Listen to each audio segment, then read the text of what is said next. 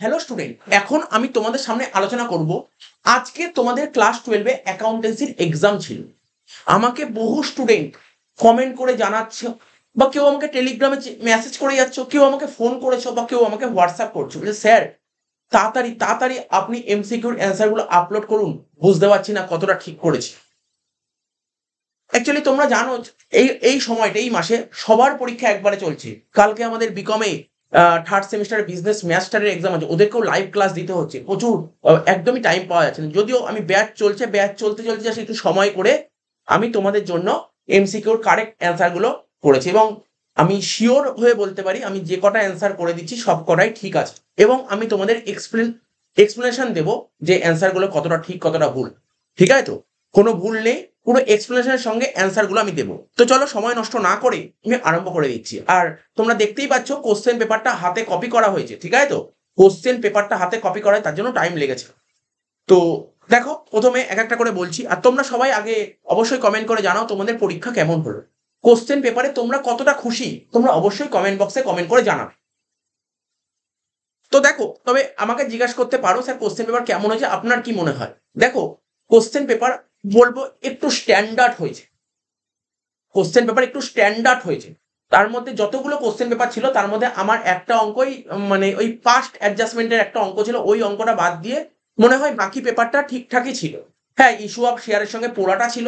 দেখো পোড়াটা, আমি যে স্যাম্পেল পেপারের অঙ্ক করেছিলাম, স্যাম্পেল পেপারে দুটো স্যাম্পেল পেপার করেছিলাম, তার মধ্যে একটা স্যাম্পেল পেপারে পোড়াটা করেছিলাম। ঠিক আছে তো, সে পোড়াটা এসছে।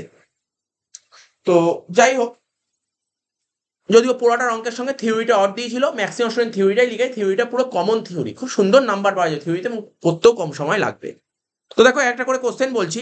বলছে the balance of partners current account. Partners current অ্যাকাউন্টের ব্যালেন্স কি হয়? বারবার বলেছিলাম পার্টনার্স কারেন্ট অ্যাকাউন্টের ব্যালেন্স ডেবিটও হতে পারে আবার ক্রেডিটও হতে পারে। তাই লিখেছি, দেখো আমি গ্রিন কালিতে হাইলাইট করেছি, may be debit or credit.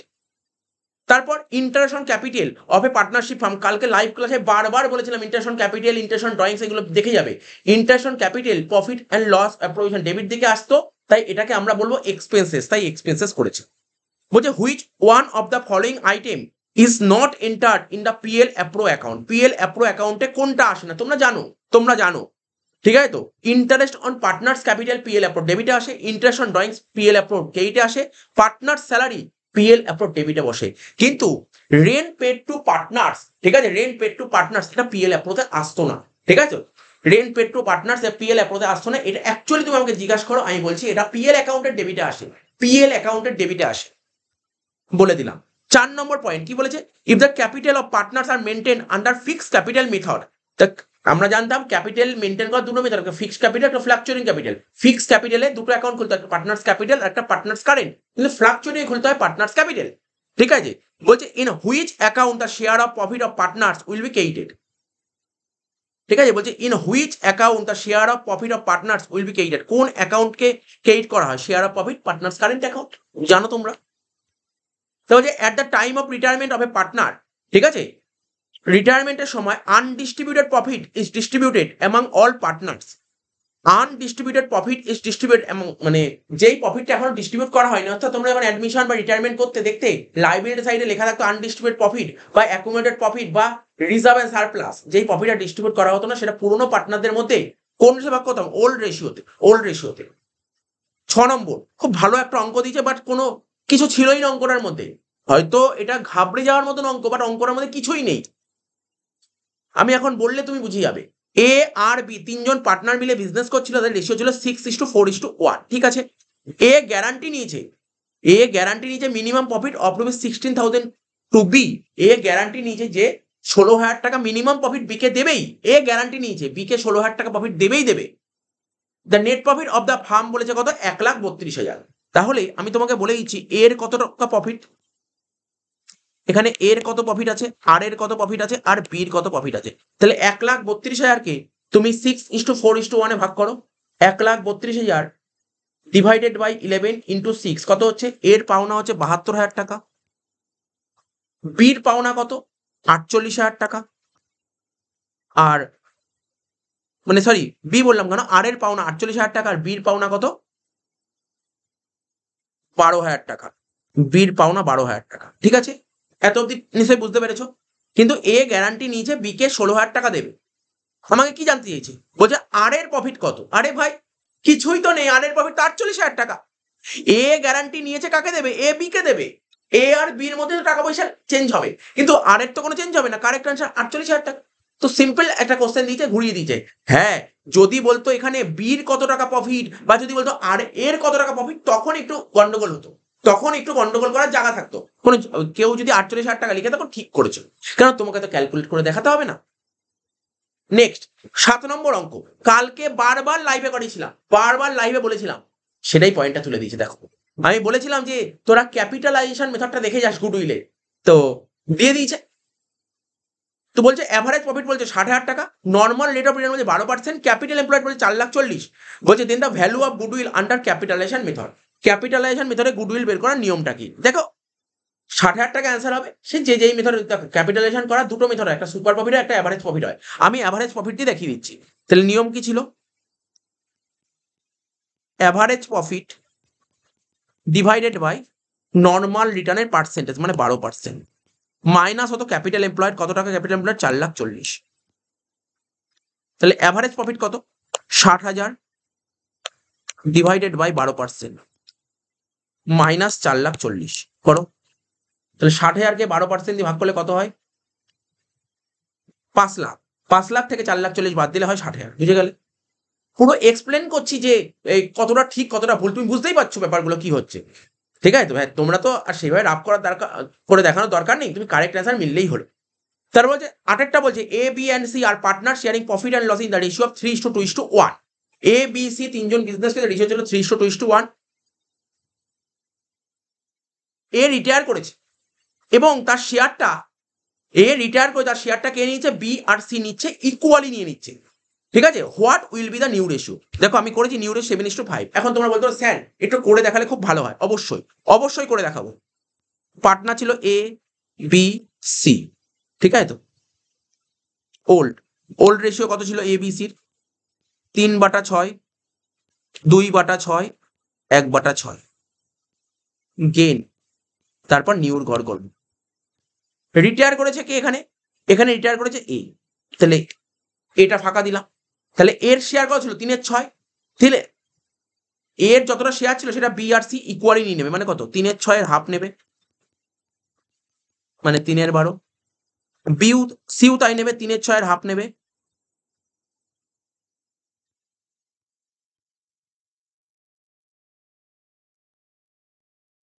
তিনের বারো। তাহলে এর তো কিছু নেই, এ তো বেরিয়ে গেছে। তাহলে বির ছিল 2/6, তার সাথে 3/12 যোগ করবে। আর সি ছিল 1/6, তার সাথে 3/12 যোগ করবে। দেখো 6 আর 12 এলসিএম করলে হয় 12। 6 12 2, 2 2 4। ঠিক আছে, 2 2 4, আর এদিকে 12 12 কেটে গেলে 1 আর 3 7, মানে 4 আর 3 7 হলো, 7/12। আর এখানে 6 12 এলসিএম করলে 12 হয়। 6 12 2, 2 আর 3 5। তাহলে কত হচ্ছে answer? 7:5।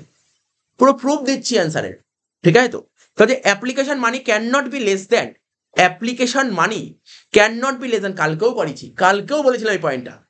Dash of the nominal value of shares. ঠিক আছে, নমিনাল ভ্যালু বা ফেস ভ্যালু মিনিমাম কত পার্সেন্ট হতেই হয় অ্যাপ্লিকেশনে? 5% হতেই হবে। তো এটা 5% করেছে।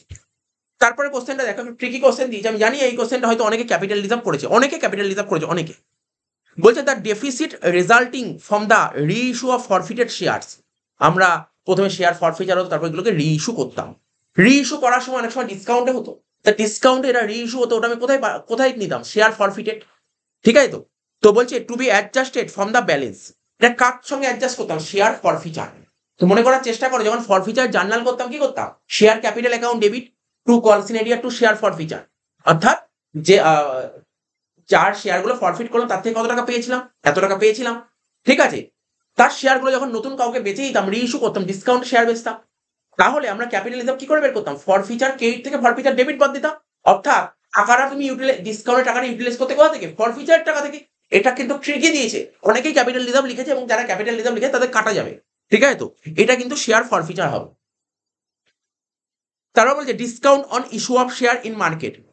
Discount on issue of share, যাই হোক এই কোশ্চেনটা দেওয়া উচিত হয়নি, তার পেছনে একটাই কারণ, as per latest company act 2013 বলছে কোম্পানি কখনোই শেয়ার ডিসকাউন্ট ইস্যু করতে পারে, ডিসকাউন্টে শেয়ার ইস্যু করলে তার পানিশমেন্ট আছে, ঠিক আছে? বাট কোশ্চেন দিয়েছে, আমাকে অ্যান্সার করতেই হবে, ঠিক আছে?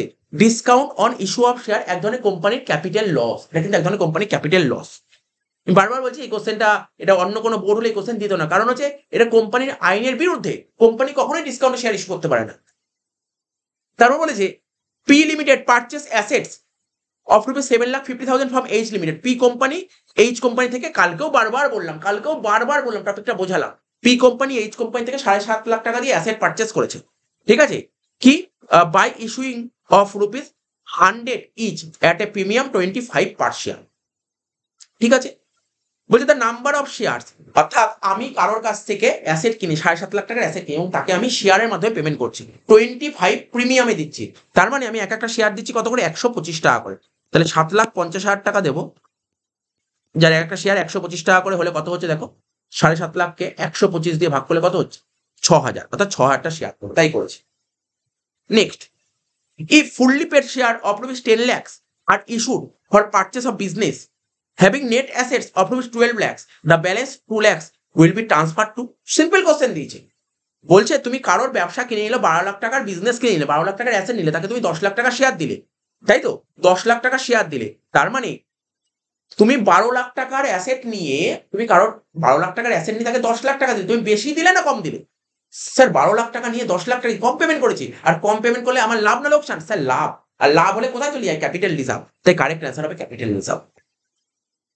তারপরে as per the company act 2013, না company can not issue, company act 2013 wise company কোন ধরনের শেয়ার ইস্যু করতে পারে না? কোম্পানি বোনাস শেয়ার অবশ্যই ইস্যু করতে পারে, কোম্পানি প্রেফারেন্স শেয়ার অবশ্যই ইস্যু করতে পারে, কোম্পানি ইকুইটি শেয়ার অবশ্যই ইস্যু করতে পারে, কিন্তু কোম্পানি ইরিডিমেবল প্রেফারেন্স শেয়ার কখনোই ইস্যু করতে পারে না, ঠিক আছে? দেখো রিডিমেবল না ইরিডিমেবল, ইরিডিমেবল প্রেফারেন্স শেয়ার কোম্পানি কখনোই ইস্যু করতে পারে না, ঠিক আছে? মাথায় রাখতে হবে, যেই প্রেফারেন্স শেয়ার সদি হবে না সেটা কখনো কোম্পানি ইস্যু করতে পারে না। আমি পুরো এক্সপ্লেন করছি, ঠিক আছে? পুরো ব্যাপারটাকে এক্সপ্লেন করছি। তারও বলেছে, কোনোটা বলেছে nominal value of each share is rupees 20, মানে ফেস ভ্যালু বলেছে 20 টাকা করে, 16 টাকা কলড আপ হয়েছে, কল করা হয় 16 টাকা, 12 টাকা পে হয়েছে at the time of forfeiture share capital account debit. কালকে বারবার চিল্লিয়ে এই পয়েন্টটা বুঝিয়েছি এবং জার্নাল লিখিয়ে করে দিয়েছিলাম এমসিকিউ করার সময়, এমসিকিউ যে লাইভ এসেছিলাম 1 ঘন্টা, সেখানে বারবার চিল্লিয়ে বলেছিলাম, আমি বলেছিলাম শেয়ার ক্যাপিটাল অ্যাকাউন্টকে ডেবিট করতে হবে কত? যতগুলো শেয়ার ফরফিট করেছো into money so called up, called up কত ছিল এখানে? কলড আপ ছিল স্যার, কলড আপ 16 টাকা ছিল, তো কারেক্ট অ্যান্সার 16ই হবে, কারেক্ট অ্যান্সার 16ই হবে, এখানে কোনো কথা হবে না, ঠিক আছে? কারেক্ট অ্যান্সার 16ই হবে। বলেছে X limited issue 10,000 ordinary share of rupees 10 each একটা প্রিমিয়াম 20%। এক্স কোম্পানি 10,000টা শেয়ার ইস্যু করেছে, 10,000টা শেয়ার ইস্যু করেছে 20% প্রিমিয়ামে, 10,000টা শেয়ার ইস্যু করেছে 20% প্রিমিয়ামে, তো all money received on shares, ঠিক আছে?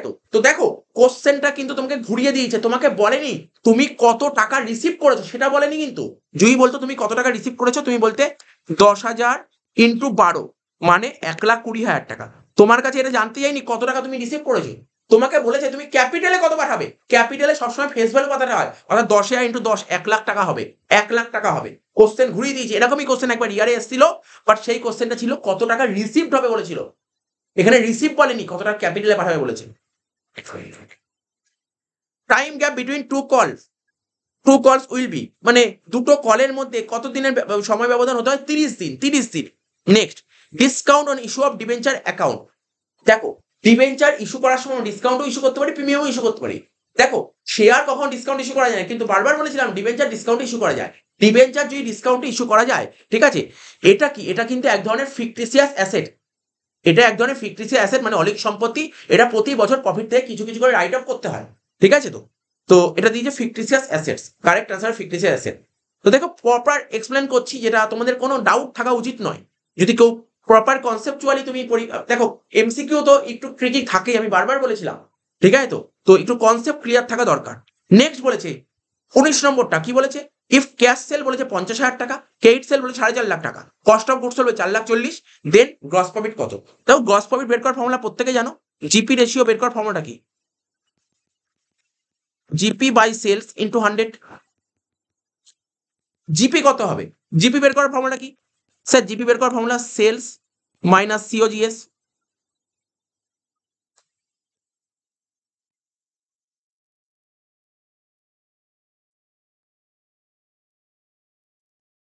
Sales minus COGS. সেলস কত? 50,000 টাকা ক্যাশ সেল আর 4,500,000 টাকা ক্রেডিট সেল, তাহলে টোটাল সেল কত হলো? 5 লাখ টাকা। মাইনাস কস্ট অফ গুডস হল 4,40,000, তাহলে তোমার প্রফিট কত হচ্ছে? 60,000।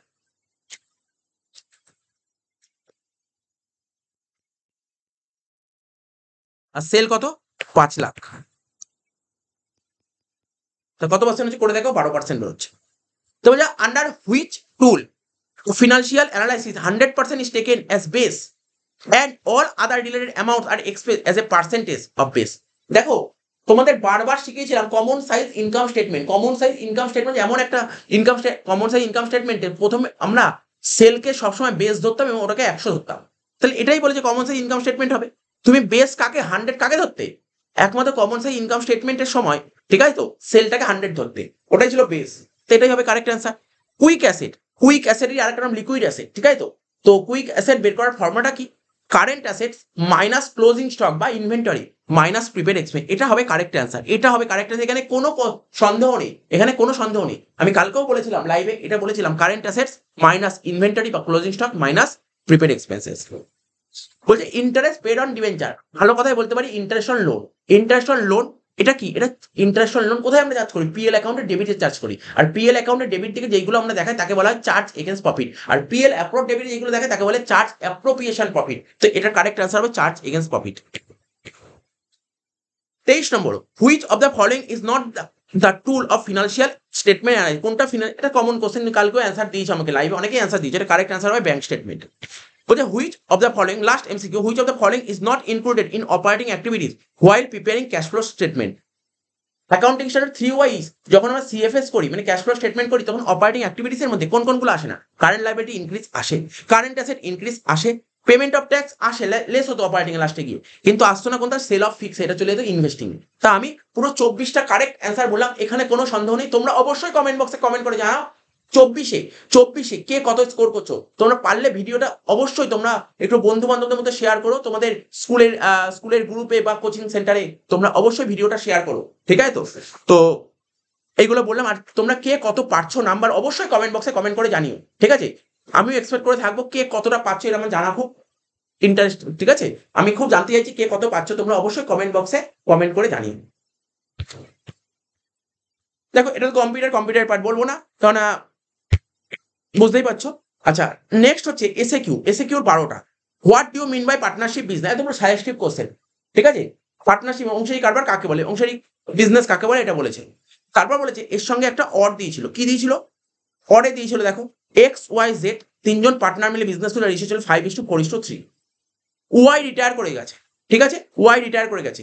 নিউ রেশিও বলে দিয়েছে কত? ওয়াই 3:2 এক্স আর জেড এর যে গেনিং রেশিও কত, ঠিক আছে তো। তাহলে দেখো XYZ ওল্ড রেশিও কত? এখানে আমি ওল্ড লিখলাম। ওল্ড রেশিও কত? 5 আর 4 9 আর 3 12, মানে 5/12, 4/12 আর 3/12 হয়ে গেল। নিউ রেশিও বলে দিয়েছে, নিউ রেশিও কার কার বলেছে? এক্স আর জেড, কেন ওয়াই রিটায়ার করেছে, এক্স আর জেড এর বলেছে। এক্স আর জেড এর কত? 3/5 আর 2/5। তোমাকে বের করতে কি বলছে? Gaining ratio. গেনিং রেশিও বের করার নিয়ম তোমরা জানো, নিউ মাইনাস ওল্ড, মানে 3/5 থেকে 5/12 বাদ দাও, আর এখানে 2/5 থেকে 3/12 বাদ দাও। তাহলে 5 আর 12 এলসিএম করলে কত হবে? 60। তাহলে 5 60 12 3/12 36, এখানে লিখলাম 36, আর 12 60 5 5 5 25, ঠিক আছে। আর এখানে 5 আর 12 এলসিএম করলে হবে 60, 5 আর 60 করলে 12, 12 দুগুণে 24, 12 60 5 3 5 15, তাহলে কত হচ্ছে? 11/60 আর 9/60, তাহলে কারেক্ট অ্যান্সার হবে 11:9, ঠিক আছে। বোঝা গেল? আমি করে দেখিয়ে দিলাম। তারপরে বলেছে, নিশ্চয়ই বোঝা গেলে আমি মুছে দিচ্ছি।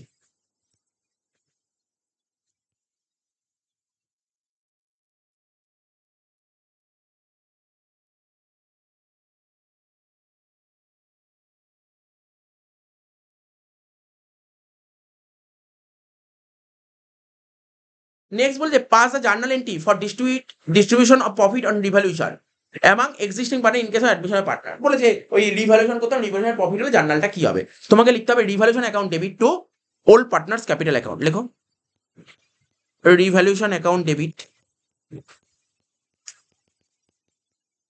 to old partners capital account।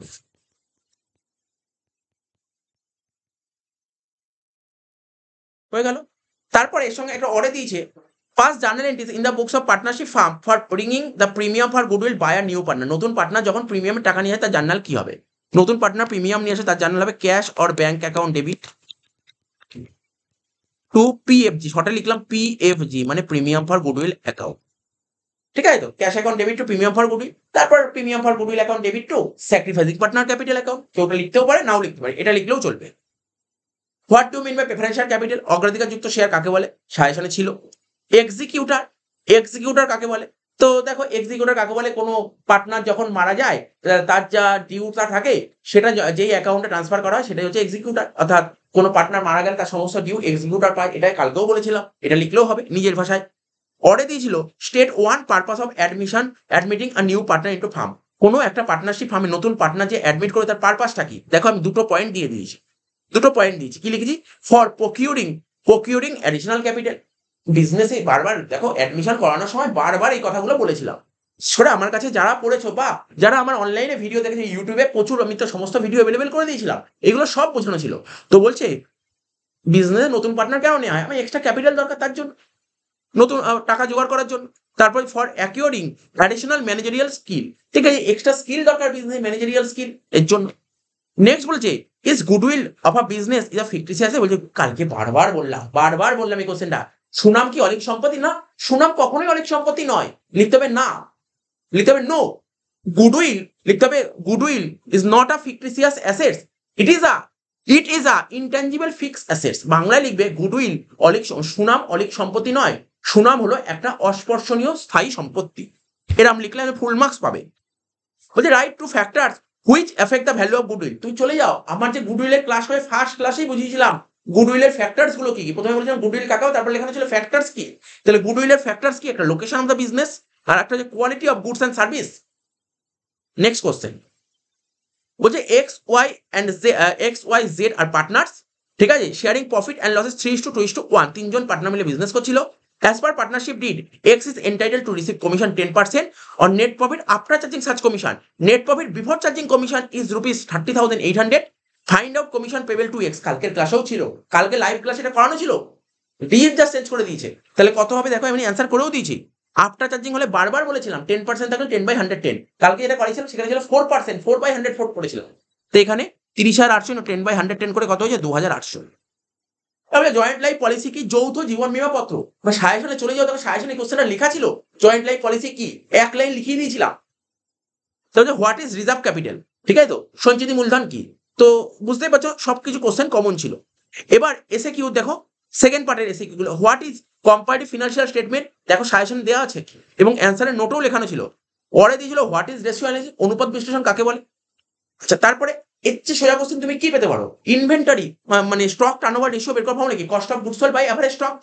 পরে দিয়েছিল right down the formula of liquid ratio, liquid রেশিওর formula liquid asset by liquid liabilities. হ্যাঁ, কেউ যদি একটু ভাঙতে চাও ভাঙতে পারো, লিখতে পারো current assets minus CL stock মানে closing stock minus P expenses মানে প্রিপেড এক্সপেন্সেস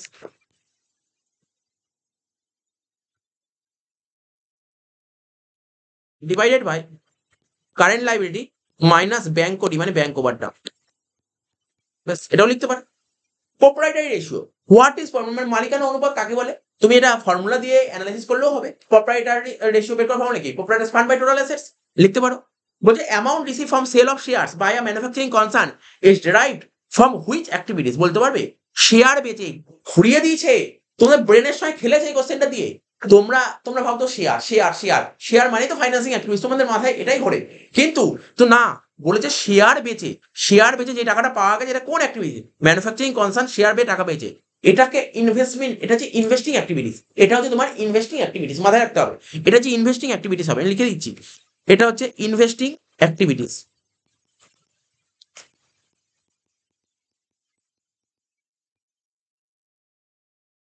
লিখেও দিয়েছি। তো বলছে আর তো কিছু নেই, কটা হলো? 12টা হয়ে গেল। দেখতে পারলে, বুঝতে পারলে?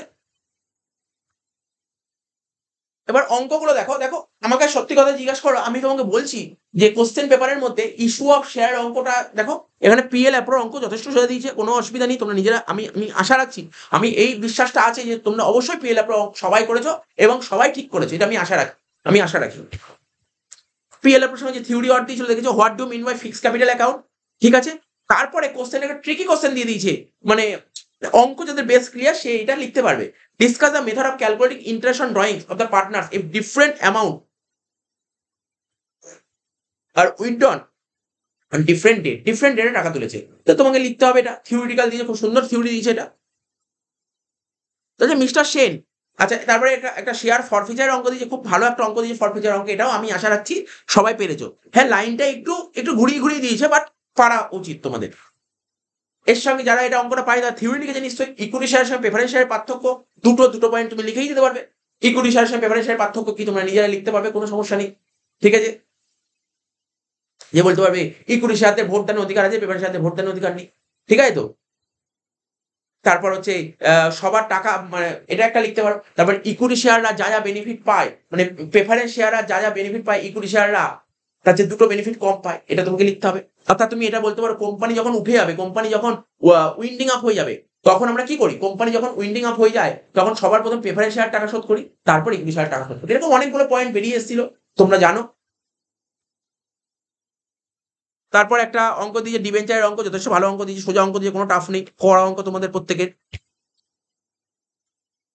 তারপর হ্যাঁ, এই 6 দাগের অঙ্কটা আমি তোমাকে বলছি, অ্যাকচুয়ালি এটা এই যে পাস্ট অ্যাডজাস্টমেন্ট আজ পর্যন্ত কোনোদিন ওয়েস্ট বেঙ্গল বোর্ডে আসেনি। আমি তোমাকে প্র্যাকটিক্যাল কথা বলছি, আজ পর্যন্ত পাস্ট অ্যাডজাস্টমেন্ট কোনোদিন ওয়েস্ট বেঙ্গল বোর্ডে আসেনি।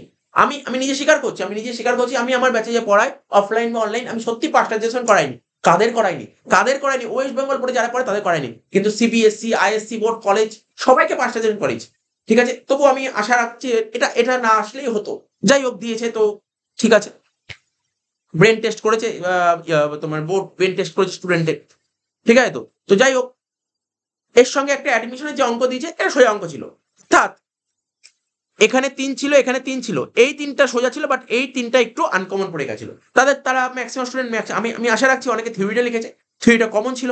Why is it necessary to revalue of assets and liabilities in case of the admission of a new partner, revaluation করা কেন দরকার হয়, ঠিক আছে। State any two needs treatment of goodwill on admission of a new partner, সুন্দর সুন্দর question দিয়েছিল থিওরিগুলো। তারপর state the two main rights the newly admitted partners acquire in the firm, main কি রাইট থাকে, ঠিক আছে তো। সুন্দর করে দুটো রাইট তুমি বলবে যে নতুন পার্টনার ব্যবসায় যে ক্যাপিটাল আনে ওর ব্যালেন্স শিটের মানে অ্যাসেটের ভাগিদার হবে, আর হচ্ছে নতুন পার্টনার যে প্রিমিয়াম মানে ফিউচারে যে বিজনেস থেকে প্রফিট, এই তো দুটো রাইট লিখলেই হয়ে যাবে। ইস্যু অফ শেয়ারে অনেকেই আমাকে বলতে পারে স্যার ইস্যু অফ শেয়ার আমরা যে এক্সপেক্ট করেছিলাম সেই ইস্যু অফ শেয়ার আসেনি, পুরোটা এসে বলো, তোমরা বলো না। আমি স্যাম্পল পেপারে দুটো আপলোড করেছি, দুটো আপলোড মধ্যে একটা অঙ্কে পুরোটা ছিল কি ছিল না, তোমরা বলো না। ছিল কি ছিল না, আমার ভিডিও এখনো গিয়ে সার্চ করো 12 এখনো পুরোটা অঙ্ক খুঁজে পেয়ে যাবে। না খুঁজে পেলে আমাকে বলবে, আমি লিঙ্ক পাঠিয়ে দেবো। অরে কি দিয়েছিল, কেউ যদি অঙ্ক না পারে থিওরিটা লিখতে পেরেছো। সিকিউরিটিজ প্রিমিয়াম কি, what is securities premium, two purpose for which securities premium can be use. Securities premium যে ইউজ করা হয় দুটো পারপাস লিখবে, একটা হচ্ছে ফুললি পেড বোনাস শেয়ারের সময়। তো এরকম কত পয়েন্ট ছিল সিকিউরিটিজ প্রিমিয়াম ইউজ করা হয়। তারপর তোমার তারপর তুমি বলতে পারো, একটা পয়েন্টে বললাম ফুললি পেড বোনাস শেয়ার, তার প্রেফারেন্স শেয়ার রিডিম করার জন্য, প্রেফারেন্স শেয়ার রিডিম করার সময় যে প্রিমিয়ামটা লাগে সেখানে ইউজ করা হয়, বাইব্যাকের সময় ইউজ করা, এরকম অনেক পয়েন্ট হতে পারে, অনেক পয়েন্ট বেরিয়ে আসতে পারে। তাহলে what do mean by the forfeiture of share, forfeiture of share কাকে বলে, can forfeiture share be reissued at a discount, if so to what extent. তো ফরফিচার শেয়ার কি ডিসকাউন্ট ইস্যু করতে পারে, অবশ্যই ডিসকাউন্ট ইস্যু করতে পারে, ঠিক আছে, কিন্তু এটাকে এক্সপ্লেন করতে হবে তোমাকে। রিটায়ারমেন্টের অঙ্কটা যথেষ্ট ভালো অঙ্ক ছিল, কোনো কঠিন অঙ্ক ছিল না, এই ছিল। তারপর দেখো রেশিওর অঙ্ক দিয়েছিল, stock turnover ratio, GP ratio, খুব সোজা একটা অঙ্ক দিয়েছে।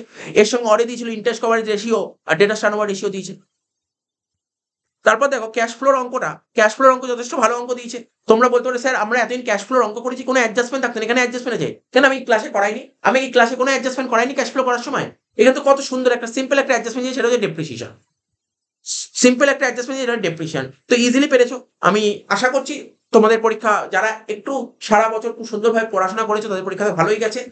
হ্যাঁ 100 পাওয়ার মতন কেউ যদি পুরো মানে 80 তুলতে চাও, তাকে একটু সারা বছর ভালো করে পড়তে হবে, কিন্তু যে এখন তোমরা বলো না যে পাস করার মতন কোশ্চেন নেই বা মোটামুটি 50-60 পাওয়ার মতন কোশ্চেন নেই, এটা বলাটা ভুল। 50-60 পাওয়ার মতন কোশ্চেন অবশ্যই আছে। আমার মনে হলো একটা অঙ্কই আমার ভুল লিখেছি, মানে পাস্ট অ্যাডজাস্টমেন্ট। ওর সঙ্গে থিওরি হচ্ছিল। ঠিক আছে তো? তো ঠিক আছে।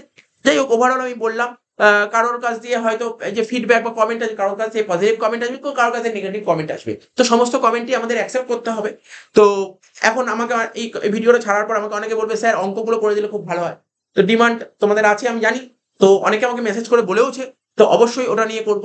কিন্তু একটু সময় সাপেক্ষ ব্যাপার। করব। চেষ্টা করব আজকে রাতের মধ্যে আ আ খুব রাত হলেও আমি আজকে রাতের মধ্যে আপলোড করার চেষ্টা করব। তো ঠিক আছে, এই ভিডিওটি আমি এখানেই শেষ করছি। ভিডিও যদি তোমাদের কাছে ইউজফুল হয়, খুব ভিডিও থেকে যদি লাভবান হও, তোমাদের অ্যান্সার গুলো জানার দরকার ছিল, তাহলে তোমরা অবশ্যই ভিডিওটা একটু বন্ধু-বান্ধবদের শেয়ার করে দিও। ব্যাস এইটুকুই পাওনা তোমাদের কাছে।